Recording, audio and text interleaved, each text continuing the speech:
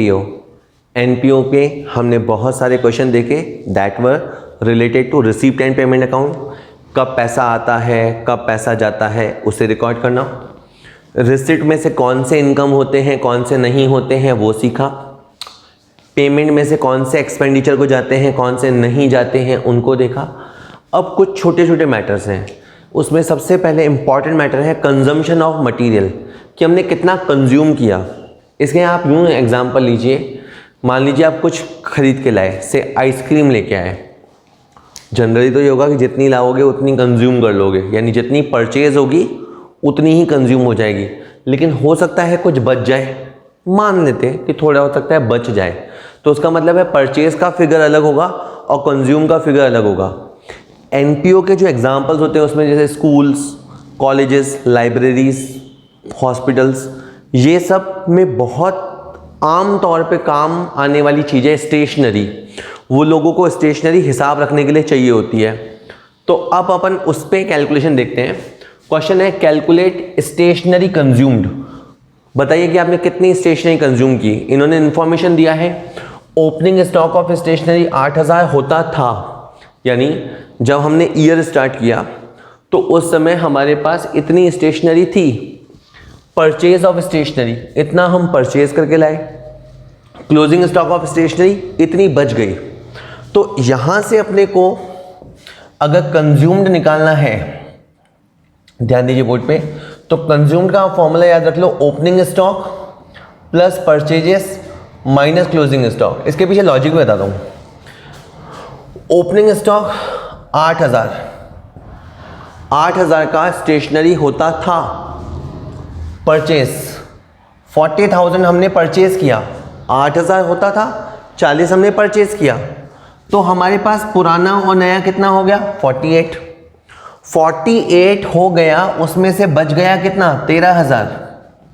तो अब आपके सामने आ गया 35,000 कि नहीं सर समझ ही नहीं आया और ये कर ही क्यों रहे हैं। देखिए मैं कहना ही चाहता हूँ, ये आपने परचेज की है स्टेशनरी, लेकिन ज़रूरी नहीं है कि ये आपने कंज्यूम की हो।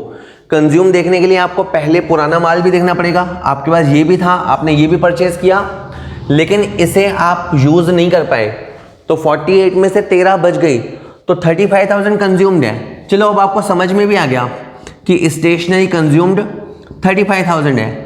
तो अब आपका क्वेश्चन ये होगा कि इतना अपन इसके ऊपर इसको लेके एक्साइटेड क्यों है, इतना चिल्ला क्यों रहे हैं।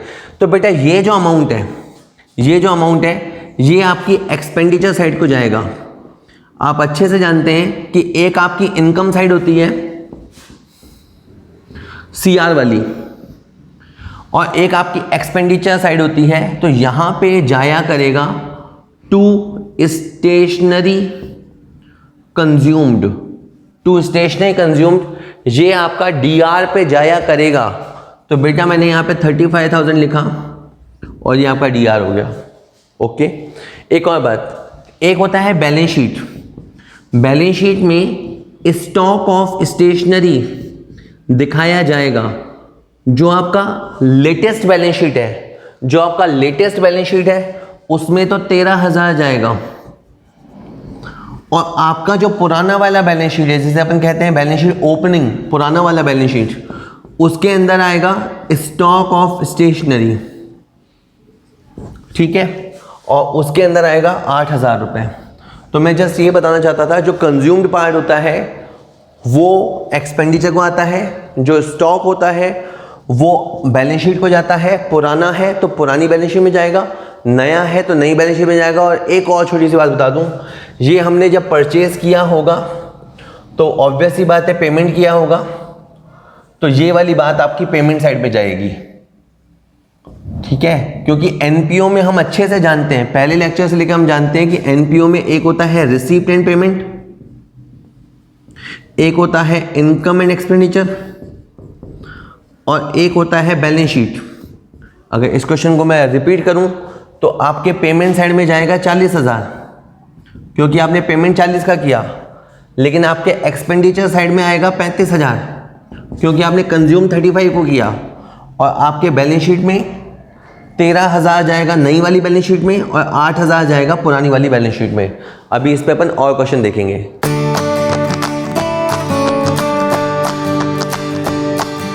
क्वेश्चन देख के शायद आपको लगा होगा कि स्टेशनरी कंज्यूम या मटेरियल कंज्यूम निकालना इतना तो मुश्किल नहीं है। वाकई में मुश्किल नहीं है, पर कभी कभी ऐसा क्वेश्चन भी आता है।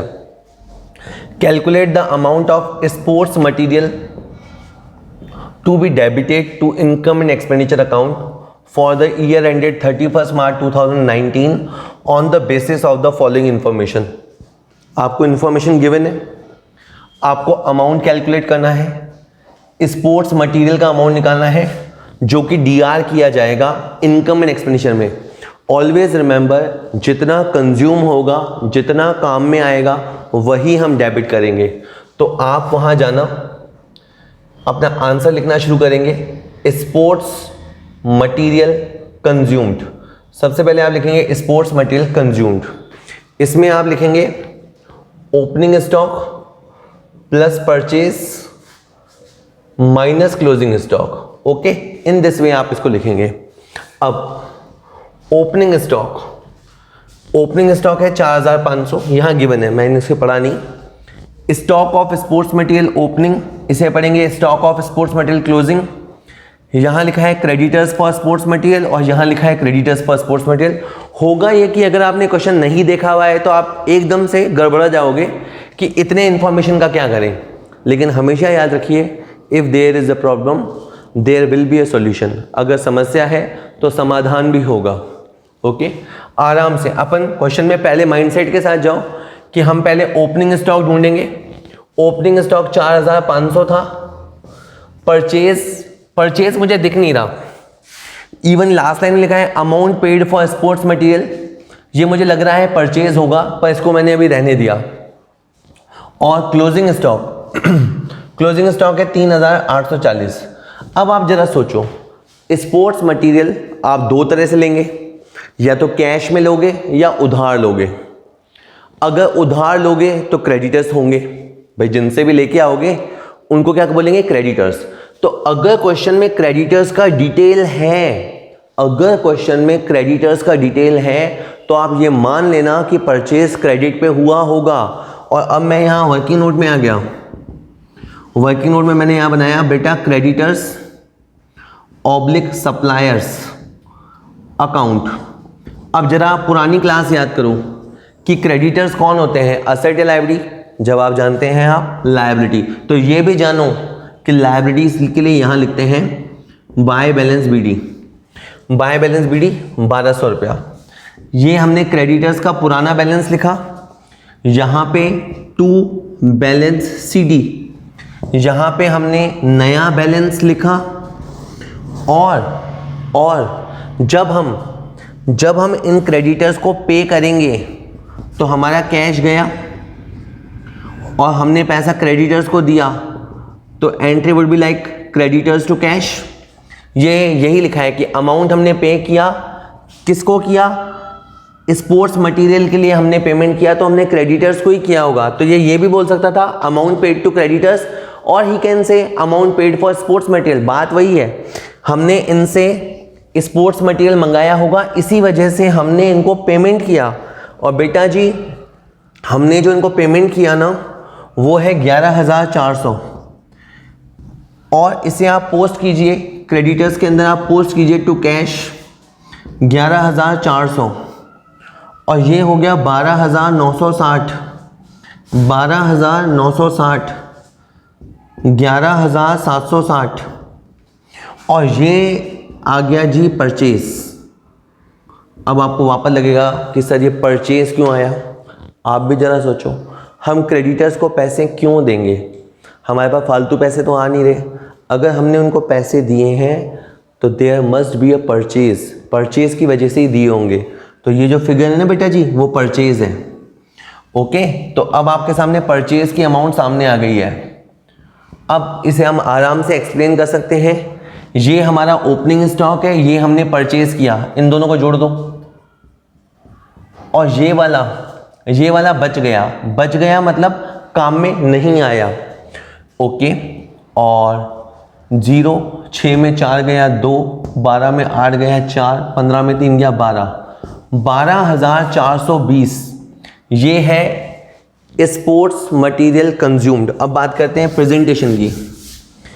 आपका जो एक्सपेंडिचर साइड होता है, इनकम एंड एक्सपेंडिचर में जो एक्सपेंडिचर साइड होता है उसमें आप दिखाएंगे यहाँ पे to sports material consumed. Always remember जो कंज्यूम होगा वही यहाँ पे आएगा। ओके, इसके बाद मैं बात करता हूँ बैलेंस शीट की। बैलेंस शीट में दो साइड होती है, एक होती है असेट, एक होती है लायबिलिटीज। तो जो स्टॉक ऑफ स्पोर्ट्स मटेरियल है वो आपके असेट साइड पे दिखाई देगा। तो जितना भी स्टॉक है वो असेट साइड पे दिखाई देगा। और जो क्रेडिटर्स हैं, क्रेडिटर्स फॉर स्पोर्ट्स मटेरियल है वो बेटा जी आपका लायबिलिटी साइड पे अपीयर होगा और क्रेडिटर्स की अमाउंट है 1560। तो ये तो बैलेंस शीट आपकी रही 31 मार्च 2019 की। अगर हम बात करें बैलेंस शीट 31 मार्च 2018 की तो उसमें भी stock of sports material, stock of sports material तो रहेगा आपका असेट साइड पे विच इज 4500 रहा होगा। और क्रेडिटर्स फॉर स्पोर्ट्स मटेरियल ये आपका 1200 रुपये यहाँ रहा होगा। मैं समराइज कर दूं, कंज्यूम निकालने के लिए आपको तीन अमाउंट चाहिए, opening stock, purchase, closing stock. Purchase या तो गिवन होता है और अगर गिवन नहीं होगा तो वो तुम्हें क्वेश्चन में घुमाएगा, और घुमाएगा तो वो तुम्हें क्रेडिटर्स के बारे में इंफॉर्मेशन देगा। Then you go to working note. Working note में जाके आप क्रेडिटर्स से जितनी हमारी डीलिंग्स हुई वो सब लिख देना, उनका पुराना बैलेंस, नया बैलेंस, पेमेंट टू देम, वो सब लिख देना। उसके लिखते ही आपकी परचेज सामने आ जाएगी और फिर सॉल्व हो जाएगा। फिर याद रखना कि जो कंज्यूम्ड फिगर है वो तो जाएगा एक्सपेंडिचर ने, ठीक है, एक्सपेंडिचर साइड को, और जो स्टॉक है वो असेट होता है, और जो क्रेडिटर होता है वो लायबिलिटी होता है। इसके बाद एक क्वेश्चन अपन और करेंगे, उसका लेवल थोड़ा और अप जाएगा। चलिए,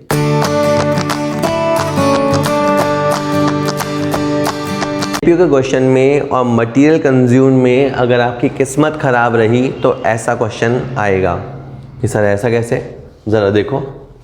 calculate the amount of stationery to be recorded in income and expenditure account for the year ended. तो इसने कहा स्टेशनरी का कौन सा अमाउंट ऐसा है जो इनकम एक्सपेंडिचर में जाएगा। अब तक हम ये तो समझ गए कि उतना अमाउंट जाएगा जितना हम कंज्यूम कर लेते हैं। कंज्यूम मतलब जितना काम में आ जाता है। ओके, कंज्यूम भी मैंने बताया कि आप मान लो 10 रजिस्टर लेके आए पढ़ाई करने के लिए, क्या बात है, और 10 में से 7 अपने भर भी दिए, विश्वास ही नहीं हो रहा। तो कंज्यूम कितना है 7, एक्सपेंडिचर साइड में कितना जाएगा 7, और जो 3 बच गए वो कहाँ जाएंगे असेट्स में। अब ये फिगर समझना तो आसान है। यहाँ पे आप देखो इन्होंने कितने सारे इंफॉर्मेशन दिए हैं, जरा सुनना। स्टॉक ऑफ स्टेशनरी ऑन 1 अप्रैल 2018, इसको मैं पढ़ूंगा बिगिनिंग, तारीख देख के मैं बिगिनिंग बोल दूंगा। Stock of stationery in the beginning, creditor for stationery in the beginning, advance paid for stationery on 31 March 18 यानी in the beginning, amount paid for stationery during the year 17,000, stock of stationery end में, creditor for stationery end में, advance paid for stationery end में। इतने information बिना तैयारी जाओगे तो शायद गलती होगा। ओके, तो मैंने यहाँ पे इसका तरीका निकाला, स्टेशनरी कंज्यूम्ड। आज के छोटे से इस लेक्चर में हम बार बार कंज्यूम्ड ही निकाल रहे हैं। इसके लिए opening stock plus purchases minus closing stock इस तरह से लेना है, ठीक है बेटा जी। अब ओपनिंग स्टॉक, ये जो तारीख देख के पता लगता है ये 2019 है, यहाँ पे तो एंड हो रहा है, तो अप्रैल 18, ये अप्रैल 18 जो है ये हो गया आपका opening, starting of the year. तो ओपनिंग स्टॉक है 7,500। ऐसे ही मैंने यहाँ पे ढूंढ लिया स्टॉक ऑफ स्टेशनरी क्लोजिंग 3500। तो ओपनिंग स्टॉक पता लग गया, क्लोजिंग स्टॉक पता लग गया। अब मुझे परचेज का पता नहीं है, पर मुझे ये पता है कि परचेज हम किससे करते हैं, सप्लायर से। सप्लायर से अगर हम उधार लेके आएंगे तो वो बन जाएंगे क्रेडिटर्स। तो हम यहाँ पे एक अकाउंट बनाएंगे वर्किंग नोट में जिसे क्रेडिटर्स या सप्लायर्स अकाउंट कहा जाएगा। अब अगर हम इनसे परचेज करके लाएंगे तो ये हमारे ऊपर पैसे मांगते रह जाएंगे, तो ये हमारे लिए क्या है, लायबिलिटी है। बाय बैलेंस बीडी, ठीक है। लायबिलिटी का क्या नेचर होता है, सीआर। तो क्रेडिटर इन द बिगिनिंग में जैसे जैसे निशान लगते जाएंगे क्वेश्चन होता जाएगा। क्रेडिटर इन द बिगिनिंग 5,500 और to balance CD creditor at the end. क्योंकि ये बात सच है ना, हमने परचेज तो इन्हीं से किया होगा, कहीं और से तो नहीं लेंगे, तो ये क्रेडिटर हो गए 1600। और इस क्वेश्चन को थोड़ा और मुश्किल करता है एडवांस। कई बार क्या होता है, जो माल हम मंगाते हैं उसकी बड़ी डिमांड होती है और क्रेडिटर बोलता है आप एडवांस दोगे तो मैं दूंगा। यानी इन जनरल तो क्रेडिटर्स हमारे ऊपर मांगते हैं पैसा, लेकिन जब हम किसी को एडवांस देते हैं ना तो उतना पैसा हमारा उसके ऊपर बाकी हो जाता है। प्लीज अंडरस्टैंड, जब हम किसी को एडवांस देते हैं तो उतना पैसा हमारा बाकी होता है। It's like a asset. तो to balance BD, to balance BD ये मैंने किस लिए लिखा है, एडवांस के लिए। अब आप यहाँ पे मुझसे आर्ग्यू कर सकते हैं कि सर आपने बाय बैलेंस बीडी भी लिख दिया और यहाँ पे टू बैलेंस बीडी भी लिख रहे हो। जनरली क्रेडिटर है सीआर नेचर, लेकिन क्रेडिटर को दुनिया का एक इकलौता आदमी नहीं होता। सपोज करो मैं 10 लोगों से डील करता हूँ, अब 10 में से 8 लोग तो मेरे ऊपर मांगते हैं, 10 में से 8 तो मेरे ऊपर मांगते हैं, वो तो है क्रेडिटर्स, वो तो है लायबिलिटी, और 2 को मैंने एडवांस दे रखा है, उनसे मैं माल मंगाता हूँ पर मैंने उनको एडवांस दे रखा है, तो वो क्या है, असेट। तो टू बैलेंस बीडी। तो इस क्वेश्चन में एडवांस भी है जो इस क्वेश्चन को थोड़ा सा ट्रिकी बनाता है। To balance BD by balance CD, ठीक है, और ये 1200 रुपये, ठीक है। अब आप ये देख लीजिए कि ये क्वेश्चन या इस तरह का क्वेश्चन मेरे बोर्ड एग्जाम में आया हुआ है, ऐसे वे बिहाइंड 2002 में, ठीक है। लेकिन तब मुझे इतना ट्रिक नहीं आता था तो मैं थोड़ा वो गलत कर दिया। ऐसा नहीं अकाउंट्स मेरे को आता था, तब भी 90% मार्क्स थे अकाउंट्स में, बट फिर भी ये क्वेश्चन मुझे अच्छे से याद है, मेरा गलत गया क्योंकि मैं इस एडवांस को टैकल नहीं कर पाया। ओके, अब ये क्रेडिटर्स के बैलेंसेस भरने के अलावा आप पूरे साल में इनको पैसा तो दोगे ना यार। खाली ऐसा तो है नहीं कि स्टेशनरी मंगा दी, मेडिसिन मंगा दी, स्पोर्ट्स मटेरियल मंगा दिया, पैसे नहीं दोगे। तो पैसे तो दोगे, तो कैश गया। इन्फॉर्मेशन तुम्हारा क्वेश्चन पूरी देगा, ये लिखा है अमाउंट पेड, काहे पे किया, स्टेशनरी के लिए। तो बस बच्चा गलती क्या कर सकता है, यहाँ स्टेशनरी लिख देगा कि स्टेशनरी के लिए पेमेंट किया, नहीं, आपको यहाँ लिखना है क्रेडिटर्स को पेमेंट किया।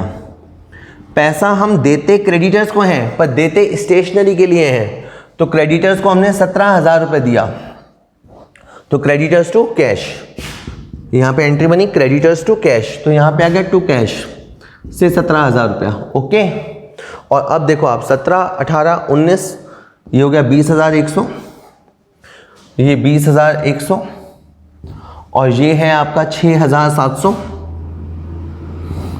0 0 11 में 7 गया 4, 19 में 6 गया 13, 13,400। जी हाँ, इन दोनों साइड का गैप निकाल लिया है और फिर यहाँ पे आया है 13,400, और ये जो 13,400 आया है ये क्या आया है, ये है परचेज।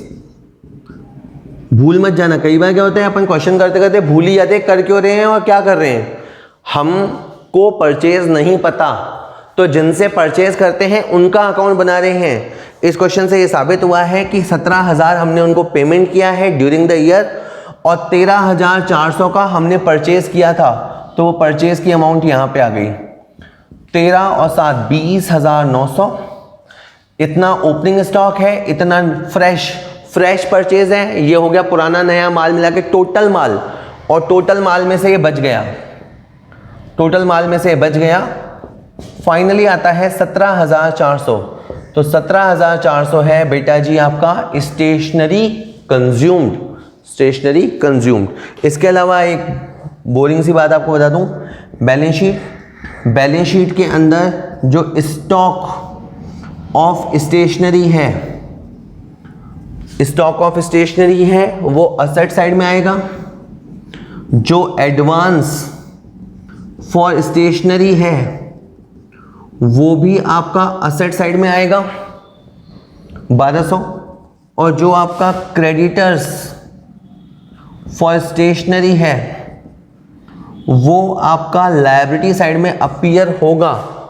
ठीक है, ये सारे मैंने लेटेस्ट अमाउंट लिखे हैं लेटेस्ट वाली बैलेंस शीट में, ऐसे ही सारे के सारे फिगर पुराने वाले पुरानी बैलेंस शीट में भी होंगे। अब मैं आपको और बोर नहीं करूंगा, ठीक है, स्टेशनरी कंज्यूम्ड या मेडिसिन कंज्यूम या स्पोर्ट्स मटेरियल कंज्यूम, कभी भी निकालना हो ये तरीका है, फॉर्मूला याद कर लो, बहुत ही काम का फॉर्मूला है और मैक्स टू मैक्स इतना पूछेगा, इससे ज़्यादा वो टफ आपके लिए नहीं करेगा।